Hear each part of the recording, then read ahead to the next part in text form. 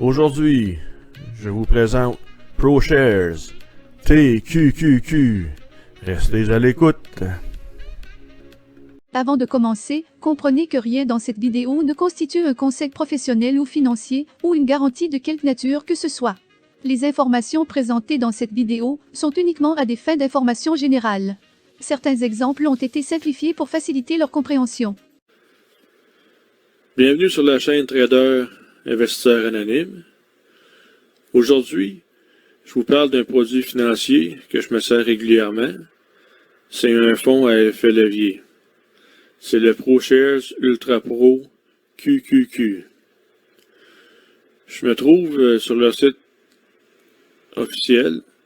Le site est en anglais. Et si vous utilisez Google Chrome, vous pouvez faire la traduction en français en poussant à droite sur votre souris. ProShares Ultra Pro QQQ vise des résultats d'investissement quotidiens avant frais et dépenses qui correspondent à 3 fois la performance quotidienne de l'indice Nasdaq 100. En termes simples, si l'indice Nasdaq réalise un gain de 1% sur une journée, TQQQ réalise un gain de 3%, mais à l'inverse, si l'indice Nasdaq réalise une perte de 1% sur une journée, TQQQ réalise une perte de 3%. L'indice Nasdaq est un indice boursier très performant. Je pourrais même dire que c'est l'indice boursier le plus performant au monde. Ce n'est pas un sous-indice, c'est un indice majeur, surtout investi dans le secteur des technologies américaines.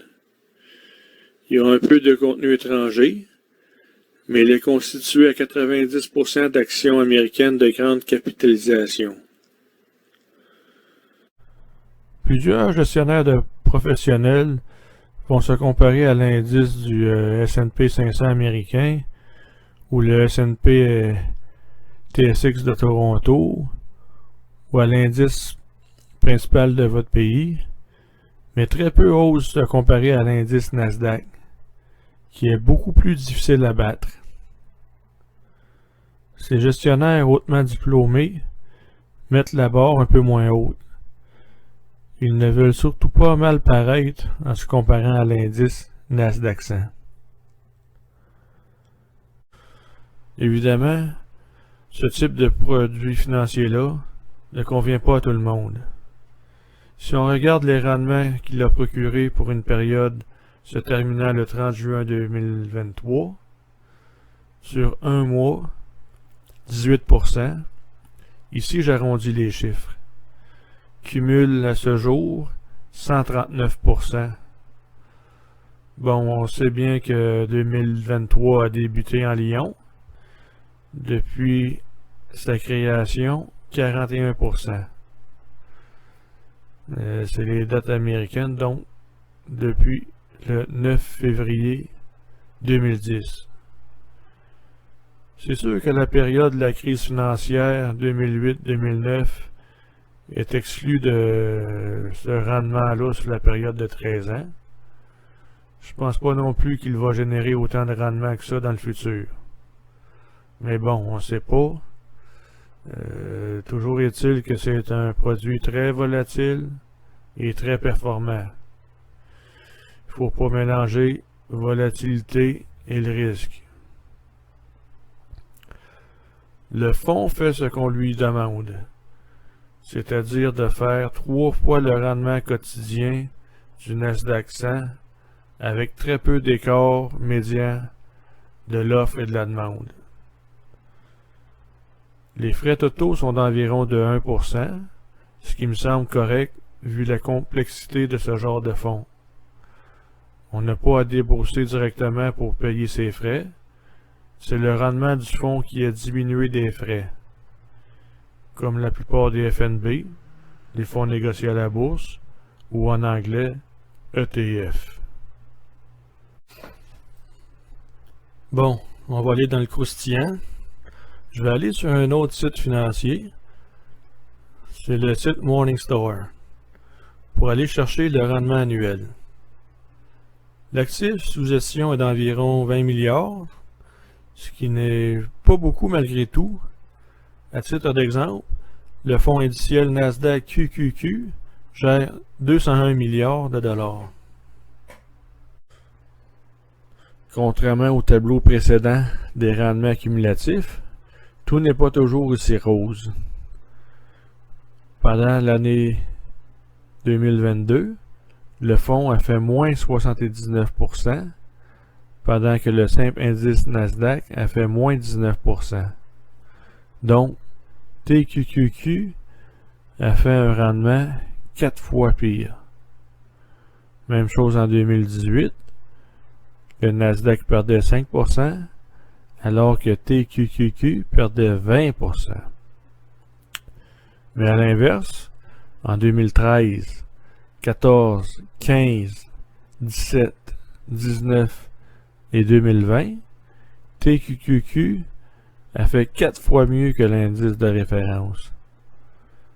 Selon la volatilité, TQQQ va plutôt surperformer à la hausse et va réellement sous-performer dans un marché baissier. Certaines personnes ne veulent rien savoir d'investir dans les produits à effet levier, et avec raison. Comme dans tout investissement, il faut savoir dans quoi on investit. Il y a eu d'importantes corrections du Nasdaq dans le passé, comme celle d'avril 2000 jusqu'à septembre 2002, où l'indice a perdu 81% de sa valeur. TQQQ n'existait pas à l'époque, mais on peut imaginer l'investisseur qui y aurait investi, il aurait vu son capital dégringoler de façon catastrophique. C'était l'éclatement de la bulle technologique. Le cours du Nasdaq avait plus que doublé durant les mois précédents. Les évaluations financières étaient de la fumisterie. Il n'y avait pas réellement de rendement sur l'actif. Je crois qu'à un certain moment, l'ensemble du Nasdaq se vendait à 100 fois les revenus, pas les profits. Donc oui, la grande correction était justifiée. Mais ici, sur Trader Investisseur Anonyme, on fait des transactions lorsque le moment l'exige. On n'est pas collé avec un grand pourcentage de pertes sur notre fiche. Par contre, on manque quelques pourcentages sur le rebond. Il n'y a pas de solution magique. Il est impossible de toujours sortir au plus haut et d'acheter au plus bas. Sauf bien sûr si vous êtes menteur. Sur la chaîne, on dit les vraies choses. Un autre avantage de Trader Investisseur Anonyme est de connaître les entreprises qui composent l'indice Nasdaq. Je vais faire d'autres vidéos pour évaluer les entreprises, mais pour l'instant, je me concentre sur l'introduction de TQQQ. Alors, si on va voir sa composition, on voit qu'il y a des bons du trésor. Bon, la liste des entreprises en décroissance. On voit aussi qu'il utilise beaucoup de swap. C'est des instruments financiers dérivés pour arriver à 3 fois le rendement quotidien. Pour faire simple, je vais voir la liste de l'indice Nasdaq 100. Ça va être plus simple comme ça.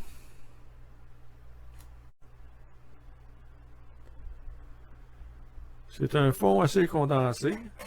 Les 10 principaux titres représentent, grosso modo, 59% du fonds.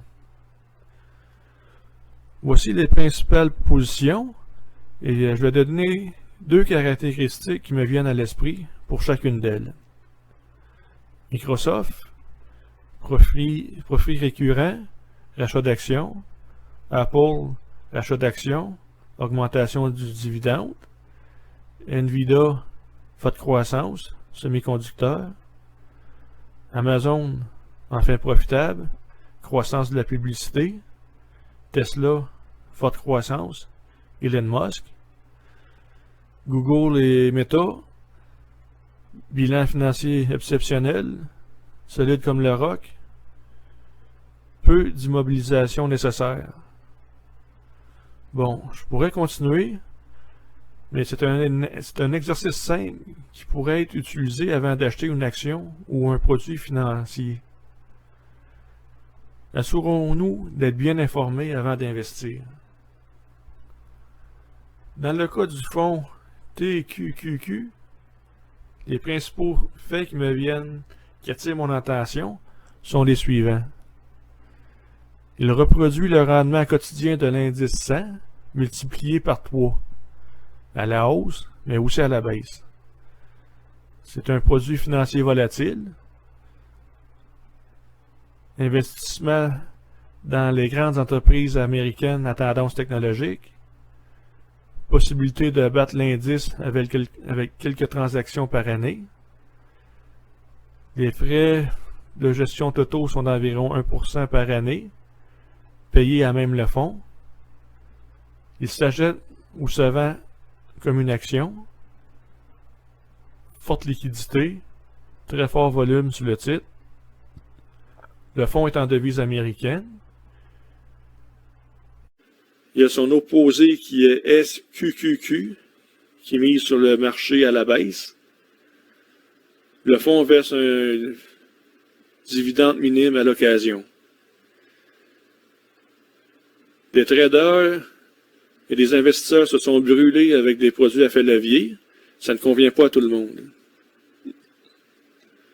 Personnellement, j'aime beaucoup TQQQ.